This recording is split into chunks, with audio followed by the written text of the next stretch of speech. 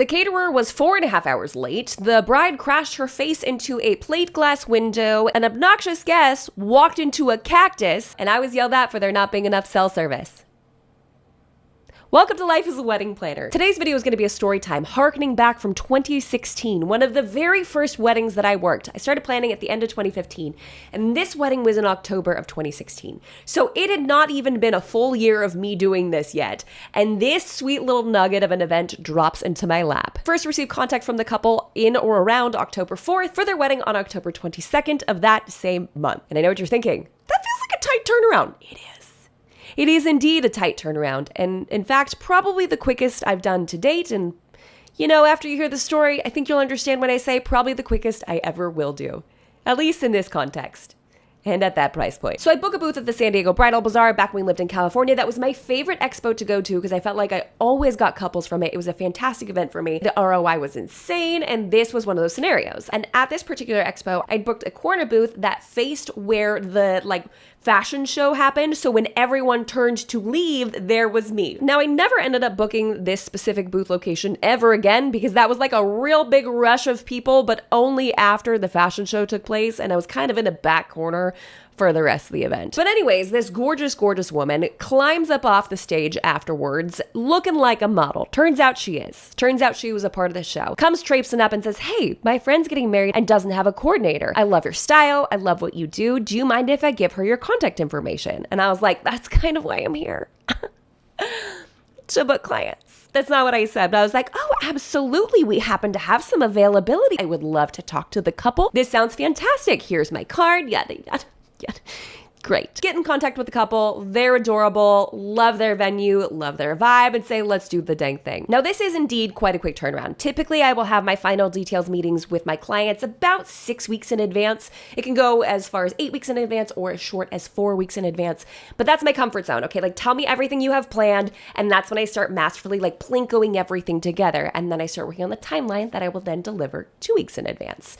People have different opinions on this. Some want timelines way further in advance. I think that's a little bit silly because that means I'm going to make a lot of adjustments. If I'm sending out someone's day of timeline a month before their event, we don't have everything planned yet. You'd like to think that we do, but I prefer to wait till about 2 weeks in advance because then it's on the vendors' minds. They can provide feedback. Then most of the details are figured out and it isn't buried in any vendors' inboxes. It's just the sweet spot for me. So we basically hit the ground running when it came to putting together this timeline. Now, very early on, I'm already picking up on vibes from the bride of, you know what? Everything's going to be fine. I don't really care. Just this whimsy, go with the flow. It's not that big of a deal to her. And the groom is a little bit more stoic. I don't really have many conversations with him, which is fine. Some are involved, some are not. And this one just happened to be a little bit more not. And while there is a little bit of a sense of relief working with a type B bride who's like, you know what? I trust you. Just make your magic happen. There's a little bit of a concern when you think, are you applying that same laid back, dare I say, lackadaisical approach with all of your other vendors? It's okay. Just show up, do your thing. I trust you. Now, I haven't even been in the industry a full year, but I can already tell you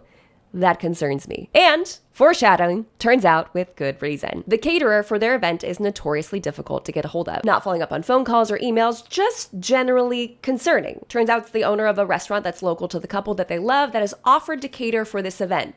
Red flag number 2. Not saying restaurants can't do catering, but when they're offering to cook on site and do full service catering, as in cook, serve, and clean up after the meal, when this is not their general MO, I tend to think I'm gonna have to keep my eyeballs on this one. And as luck would have it, 11 days before the event, the bride sends me this. Hi Jamie, you mentioned last night you had delicious tacos, etc. at your wedding. Is the catering nearby? 11 days before the event. We're having a bit of trouble with catering communication. Still no quote or official menu, and I've been checking in with him for a week. 11 days before the wedding. He's so nice and their food is delicious. I really want to go with them, but it's making me nervous. We still don't know the cost per person or have a contract that they're actually coming. Firm verbal commitment only. 11 days before the wedding. Just in case I want to reach out to another option or two to get the ball rolling on numbers and quote. If by Wednesday/Thursday we still don't have anything concrete, I think we'll need to go with a different catering that's a sure bet. Please let me know if you have any contacts that I may be able to reach out to. To give you an idea, the current menu is ceviche bar, salsas, Mexican hot carrots, roasted jalapenos, radishes, etc., burritos, and then tacos, and then a cucumber lime mint agua fresca that the couple was making themselves. So this is already sounding like a fantastic, bougie, slightly expensive menu that we have no idea what it's going to cost the couple. And why don't we know? Because there's no response. There's no contract. If you've ever watched a video where I've said, please get a contract with your vendors, it's because of events like this that I had very early on where there wasn't one. And obviously it's a bit disconcerting because you don't know what's going to happen or even if they're going to show up or not. And with an expected head count of 90 guests and a week and a half to figure this out, you best bet your girl jumped in headfirst to try to find a replacement. And if you're unfamiliar with 29 Palms, it's literally in the middle of nowhere in the desert. I think the closest thing to it is like a Dickie's barbecue. There was literally nothing. We had no options. I went back and forth with her, gave her a couple company names. She had already reached out to them.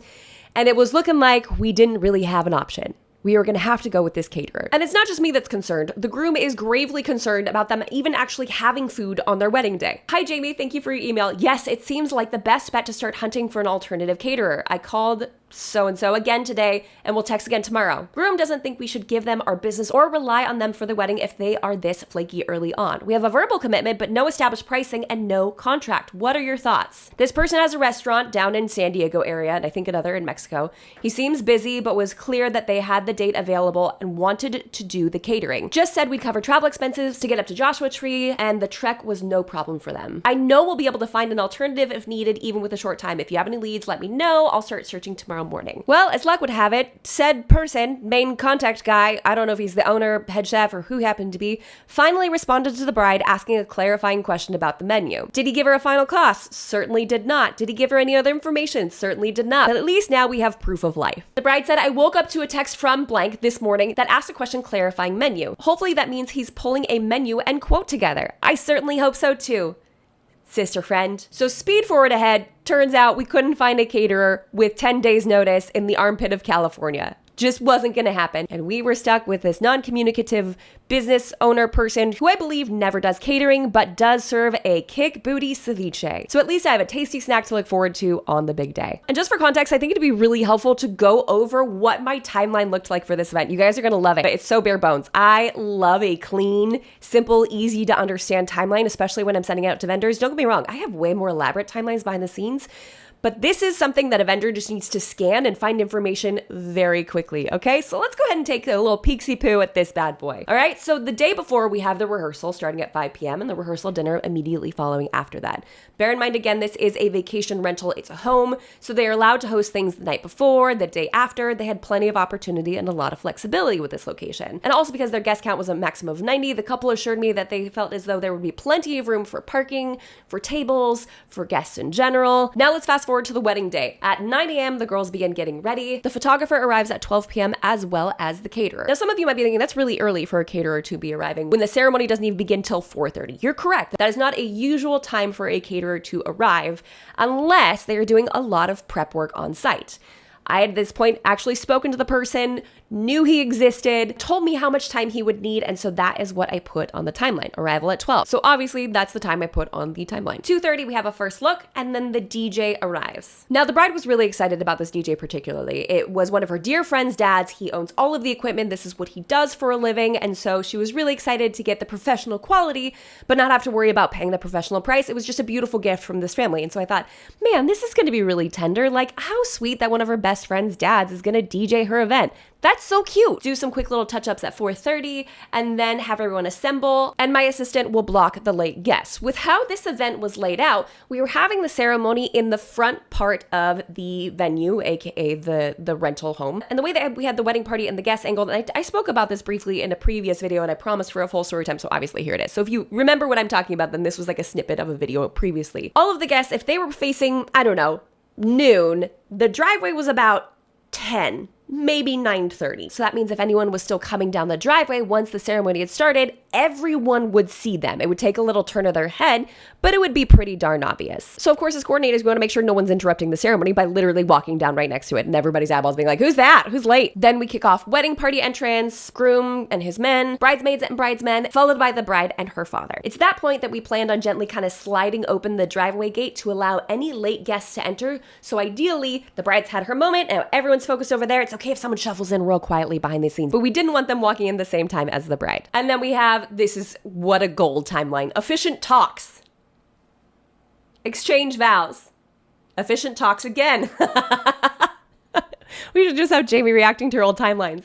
And then pronouncement and recessional, keep the family in the ceremony space for wedding photos immediately following. And then cocktail hour begins, followed by family photos, and then potentially a portrait session where the couple goes off with a photographer by themselves. I put a question mark because I wasn't sure if they wanted to do this or not, or join cocktail hour. Again, remember that this couple was pretty laid back. The groom kind of didn't really care about most of the details, stoic for the most part. And the bride was like, yeah, I'm just here to vibe. I'm just here to have a good time. And we really wanted that for her. But I wanted to create an opportunity for more photos should they be interested in it. Now, bear in mind, the rest of the guests are moseying around, grabbing a drink, having a little appy during this moment while family photos are going on and another potential little photo shoot, portrait session with a couple is going on, milling around until the grand entrance later at about 6:05. We then have a little welcome toast, followed immediately by dismissing the guests for dinner at 6:20. Now, a key question that I ask in a situation like this, especially if it's an inexperienced caterer or I haven't worked with them before, etc., is how long do you think it will take you to serve 90 guests from first plate to last plate? Just general ballpark. And this caterer was convinced that it would be pretty speedy. I honestly, now looking at this, I definitely would have given myself a little bit more time, not even knowing what I know now about that particular caterer. 25 minutes between first plate and last plate is pretty darn tight. I probably would have lengthened it to at least 30, if not 40 to 45 minutes. There's no need to rush dinner unless you really, really want to get to the dance floor.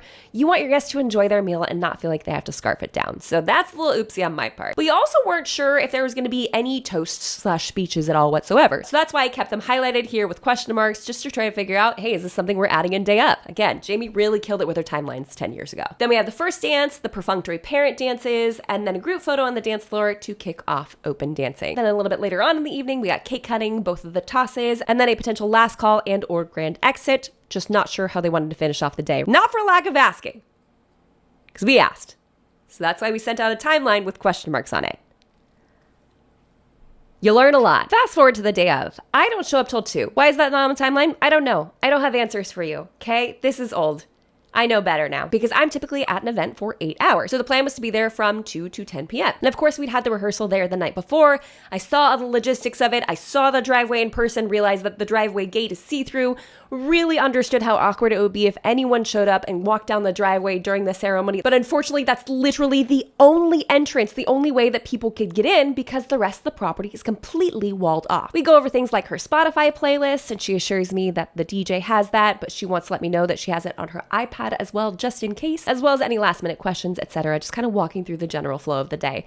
We leave, go to the Airbnb for the evening. My assistant and I, which by the way was my mother. Oh yeah, Robin helped me with a bunch of weddings in the beginning. Why? Because my mom is literally the best hostess I've ever seen in my life.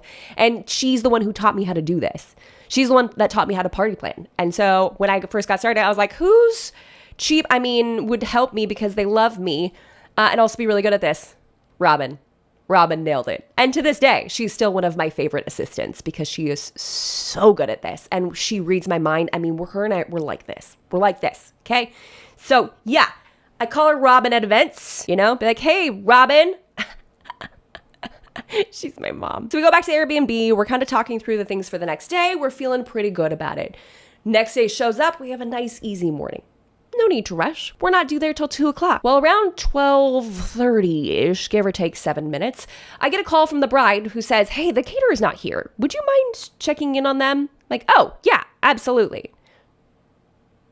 Great. So, of course, I give them a call and no answer. So I wait a little bit, maybe 15, 20 minutes, give them a call and no answer. Feeling real good. Feeling real good. Give him another call. I don't even know how, I've lost track of time. Time is irrelevant at this point. And finally, I get a response. Oh, hey, yeah, we actually don't need to be there at noon. Good news, we were able to prep on site at the restaurant. It's a lot easier for us to get it done there. So we don't need to be there till like 2:30. So that buys us a little bit more time. Sorry, we didn't communicate that. Oh, okay. Phew. Like, so good.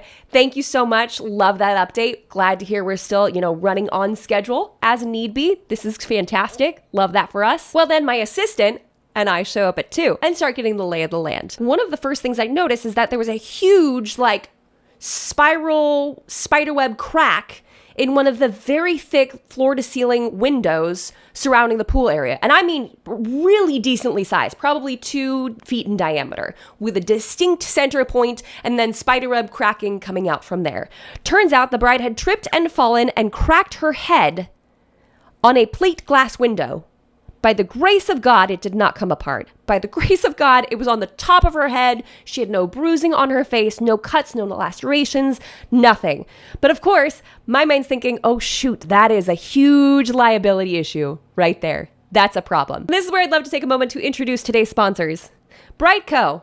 For all your wedding insurance needs, because lots of venues have windows and people trip. So if you want to make sure that you're protected, and with their comprehensive liability coverage, they cover things like property damage. While other event insurance companies offer partial coverage for property damage, Brite Co provides full limit coverage, which means if you have a $1 million to $2 million policy, you get $1 million to $2 million coverage in overall property damage. Now, of course, we hope that no one trips into a window on your wedding day. Property damage sounds really intense, really scary, right? Like, oh, plate glass window, but it could be something as small as staining a rug or accidentally scuffing a wall or putting a dent into the drywall somewhere. It doesn't have to be big and drastic, but we want to make sure that you don't get that dreaded call from your venue the next day saying, hey, you owe us for drywall repairs. Or, hey, I hope your head's okay. You owe us a window. So if you are having your wedding anywhere for any reason, and you want to make sure that you have protection, Brite Co's comprehensive liability coverage policy starts at $102. What do you think's cheaper? Plate glass window or $102. I mean, I don't sell windows for a living, but I do feel as though the math is mathing in favor for about 100 buckaroos to make sure you and your fiance and your family and the venue are protected should anything like this occur. So whether you're hosting your event at an official venue, in your grandma's backyard, or at a vacation rental property, check out Brite Co today to make sure you are covered for just about anything. Go check in with the bride, see how she's feeling, check in with the photographer. Obviously, they're getting ready to have their first look in the next half hour or so. I also check in with all of her friends and family members that are doing the DIY setup because she didn't hire a florist, but she had plenty of family members and friends that were willing to pitch in. And with a guest count like this, and with everyone kind of coming in from out of town to stay there were a lot of people that were just sitting around kind of bored wedding day, and they jumped in and it helped astronomically to set things up. They were incredible. Like, very rarely do we have volunteers do this much setup this correctly. It was great. And I'm going around double checking their work, praising them, being like, oh my goodness, you guys did a fantastic job. Thank you so much for your attention to detail. And then this one gal goes, oh, you're the wedding planner? You're the wedding planner? That's her exact voice. I'm not exaggerating at all. I might be exaggerating a little bit, okay? But are you the planning? Are you my planner? Yeah. No, I'm their day of coordinator. Hi, what's your name? Nice to meet you. Oh, I'm a planner too. I'm a event planner. Great. Love to hear it. Fantastic. So you must have had a hand in this setup because it looks impeccable. So like you just know that a professional is here. Good job. Great. Thanks. So how long have you been doing this? I mean, I would have done it if I wasn't here as a guest because this is what I do. This is what I do. So how long have you been doing this? And just, I'm so sorry. I will stop that voice soon. I promise. Just judgy vibes coming off this gal. And I'm like, oh shoot, if she found out I've only been doing this for under a year and my mom is my assistant, I'm cooked. Like, she's gonna roast me.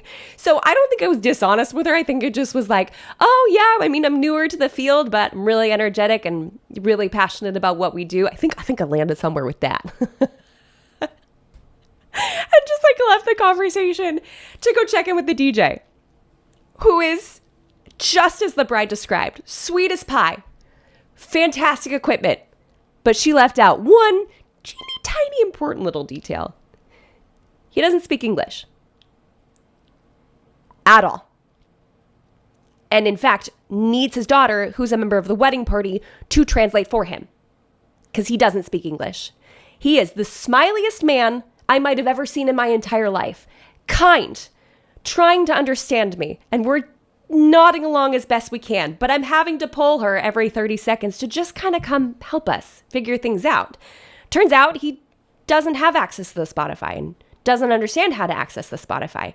And he hands me her tablet, which she told me the night before, oh, don't worry, I have the music on my iPad should you need it. Well, turns out we needed it, and it was password protected. But at this point, it's 2:30. It's the first look. And you might already know this, but like during a first look is like not the time to ask someone for their iPad password. Okay. So I was like, okay, well, we're just gonna put a pin in this. Okay. Just wait for a minute and figure out what's going on. Right? Sir, you don't understand me, but you're so kind. I love you to pieces. This is fantastic. I just wish we understood each other.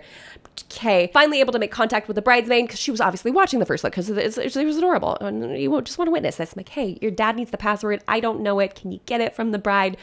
When she's done, I got to go call the caterer because they're still not here. Call her caterer. Guess what? No response. Standing there, taking deep breath off to the side, and the event planner friend. So I thought the caterer was supposed to be her. I did too. This is great. Do you want to call him? You totally can. I mean, if this is what you do for... I did not say this, but I should have. You're so good at this. Like, I saw how good you were at the setup. Why don't I assign you the task of following up this caterer 82 million times? That sounds great. And I finally get a hold of him, and he says, sorry, we missed your call. We're on our way. I wasn't paying attention to my phone. I was paying attention to directions. Yeah, we're en route. We should be there soon. Okay, great.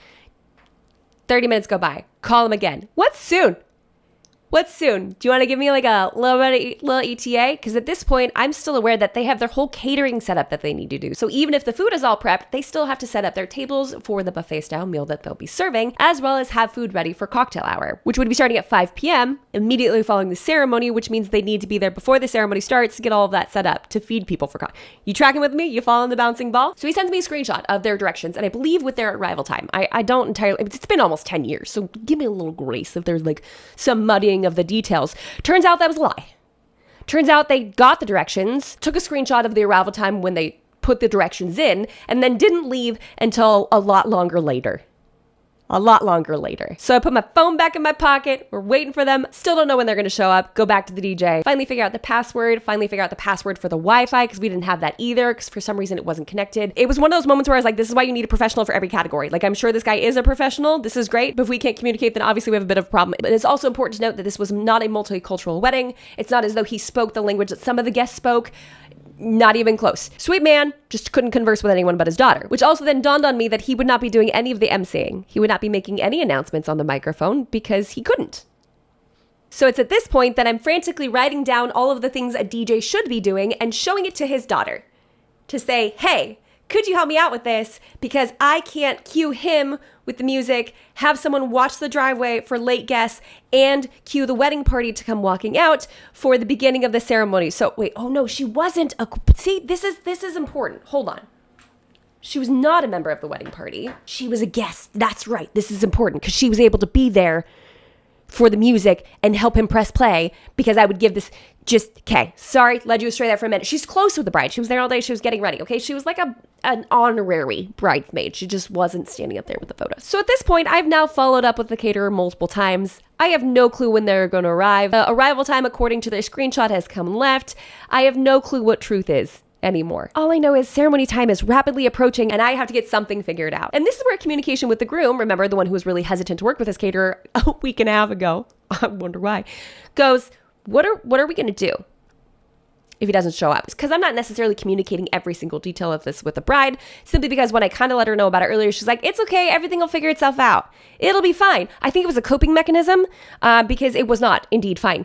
And we had no clue what was going to happen. So the groom and his groomsmen have a little discussion, and we decide that if the caterer does not show up, then immediately following the ceremony, the groomsmen would go on over to local Ralph's, get as many steaks as they could and some easy to prepare sides. And I'm running through a list of things in my mind of like, okay, I'm gonna be cooking tonight. And good thing I love to cook, but this kitchen is also super tiny, and just thinking, okay, I don't know how we're gonna do this. It's gonna be paper plates and like steak prepared over a teeny tiny family of 5 size grill. And I guess I could bust out my garlic mashed potatoes because those are a crowd pleaser, and maybe like a green or a salad or something. My mom's also a really good cook, so both of us are like, okay, we can do this. We can get it figured out. It's going to be fine. Okay, let's start the ceremony, because we don't know if and or when they're showing up. We don't know what's happening. We've received no communication at all whatsoever. So I get the wedding party lined up, ready for the ceremony, and my phone starts going off.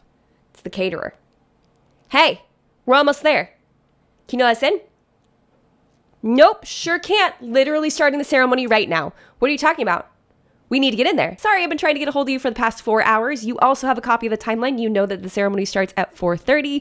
There's nothing I can do. We cannot help you. Please do not drive down the driveway. Please stay further back. We will let you in as quickly as possible. You can't do that. We have things we need to prepare. Yes, sir, I am very well aware that you have things that you need to prepare. I literally have the wedding party lined up, ready to walk down the aisle as we speak. I cannot and will not pause the ceremony for you to unload all of your catering equipment, because I don't know how long that's going to take. So we're going to have to go ahead and get started on the ceremony, and we will deal with it afterwards. He did not like me in that moment.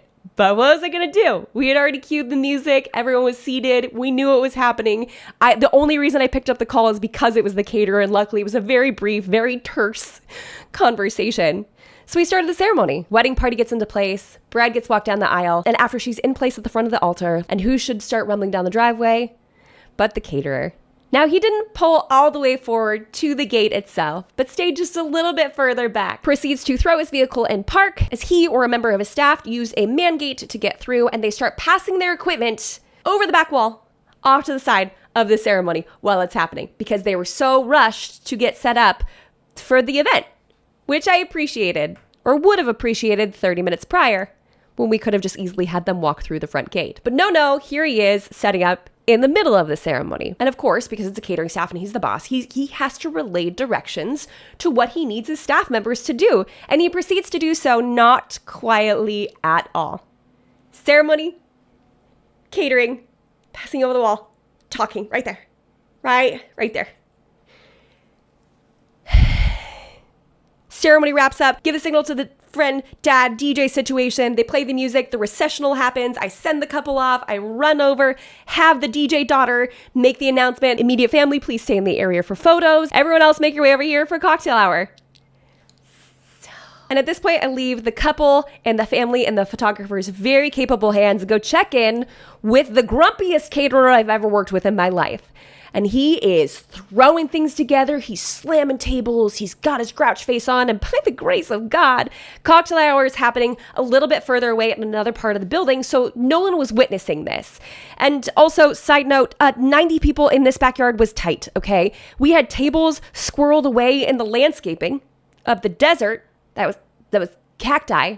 And a giant pool in the middle. So I'm hoping and praying that everyone stays sober enough to recognize that the pool is actually water and they are in fact not Jesus and walk on the concrete instead of taking a fully clothed dip in their wedding attire. So I'm dodging and weaving these tables, trying to get back to where this caterer is located to check in with him. Hey, how's it going? I know we didn't start off on the greatest foot. Again, this wasn't out loud, but this is my general vibe. Okay, I gotta work with this man for the next several hours, so we gotta figure something out. Hey, just wanna check in. Obviously, that was a little tense. Did you get everything you need? You set up, you ready to start serving for cocktail hour. And he starts barking directions for people to start serving. And luckily, I think it was just like a salsa bar, so they were able to put that together and get it over where the cocktail hour was happening. And I was like, okay, well, good thing you got all that prep work done at your restaurant. I'm going to go back to tending to my other duties, which I think involved moving the chairs at this point from ceremony to reception space. Not a big deal. Under 90 guests. We had some people helping. The groomsmen were like, we don't have to worry about going to cook steaks. We'll help move chairs. Now I get down on some chips and salsa, okay? It might be one of my favorite snacks in the entire world. I love it. Late at night, I want something spicy, okay? I want salsa. I want chips. I want spicy, savory. I'm not necessarily a sweets at night kind of girl. But I'm also very aware that they're not very filling. And the guests were finding that out pretty quickly, especially because as I went over to check with the caterer, hey, how you doing? How's the progress? You've been here for about an hour. You okay if I start ushering guests into the reception space? And he goes, no, I'm not. We're not ready. Okay, you had an hour, sir. And as I observed over the last hour, there's lots of chopping involved. Lots of chopping and assembling of things. And I may not be French trained, but I know what mise en place looks like. And that was it. They were prepping all of their ingredients. But because I know ceviche is something you just chop and toss together, and I have no idea how far along they are with any of the other recipes or what else they have to work on, I go, okay, tell me how much more time you need. He goes, 15 minutes. I need 15 minutes. Cool. Brother, I could work with 15 minutes, okay? You're good. I'm just going to bump cocktail hour a little bit. Just a little bit, okay? 15 minutes later. Okay, so it's about 6 o'clock. The sun is setting. If not set, it usually sets between 5:30 and 6 in this location in October. Yeah, I looked it up. Context is important. So it's getting pretty dark. Hey, we should probably get guests. And in my mind, I'm thinking, because, there's water and cacti, so I need them to get to their seats, and get some food in them before they have any more alcohol and then start wandering around or dancing, So, and he goes, I'm not ready. And I go, okay. How much more time do you need? He goes, 15 minutes. I feel like we already used that number where you have no concept of time, which would obviously track given how long this has taken you to get here and get food ready. So the end of that 15 minutes hits. It's 6:30. Cocktail hour has now got an hour and a half. People only have alcohol and the crumbs of tortilla chips to sustain them. And I go over and check in with him again. Hey, how you doing? Not good. I can't see anything. Sunset. Well, how am I supposed to finish prepping ingredients if I can't see anything?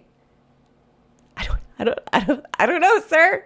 I don't know. But mama didn't raise no quitter. Nope. So we run into the house and grab lamps. and then start hunting for extension cords, as many as we can find, and then try to find a power source near him. Now, he's tucked back into the landscaping on this like flat gravel area with, of course, cactus around him, but it's the desert, so you have like one every 7 feet, and they call it art because like it's just very sparse. So he's tucked back in there, and I'm just hoping there's enough of a rhythm and flow where people can reach him, because he wasn't supposed to serve there, he's supposed to serve somewhere else, but I don't know.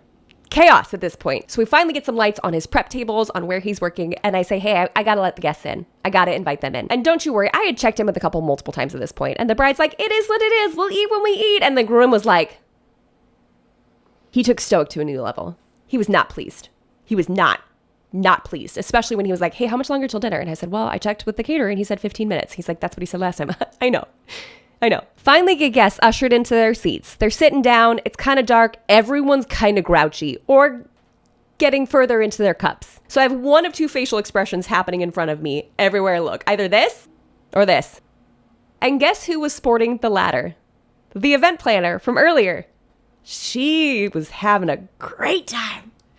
Really enjoying herself. And I was like, you go, girl. You're not working this one. Enjoy. Okay. And I don't even know what time it is by the time they finally start serving. I think it was like 7 or even after 7. It was so late. Remember, they were supposed to be there at noon, and then they said, don't worry, we don't need to be there until 2:30 because we have all of our prep work done for service starting at 5 p.m., dinner starting at about 6:20, 6:30. And no, they showed up at 4:30 and then proceeded to take another 2.5, maybe even 3 hours. I can't recall the timeline exactly, to get food prepped and ready to serve for 90 guests. But you know what? People are lining up, and the food is, in fact, absolutely delicious. And then I get a tap on my shoulder. Hey, you're the wedding coordinator, right? Yeah. Hi. What's up? What can I help you with? Do you have an emergency kit on you? We're just looking for tweezers. Oh, okay. Yeah, I think I have tweezers. I'll have to go double check my emergency kit, but pretty sure they're in there somewhere. Okay, good, because we had a guest walk into a cactus. Of course we did. Why would we not have a guest walk into a cactus? And I go get the tweezers, and they're the really dinky, like, plastic ones that come in those, like, pre-made first aid kits, and walk up to the table as directed, and lo and behold, it's little Miss Event Planner herself.